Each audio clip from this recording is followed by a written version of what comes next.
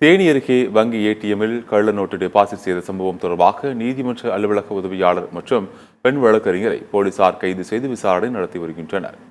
தேனி மாவட்டம் தேவாரம் தெற்கு தெருவைச் சேர்ந்த விக்னேஷ் மூர்த்தி என்பவர் தேனி மாவட்ட ஒருங்கிணைந்த நீதிமன்றத்தில் அலுவலக உதவியாளராக பணிபுரிந்து வருகின்றார்.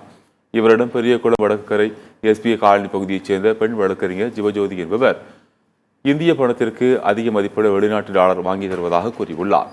அதன் பேரில் கடந்த 12ஆம் தேதி ஜீவஜோதி உதவியுடன் ஆப்பிரிக்க நாட்டைச் சேர்ந்த நபரிடம் 44,500 ரூபாய் பணத்தை விக்னேஷ் மூர்த்தி கொடுத்துள்ளார்.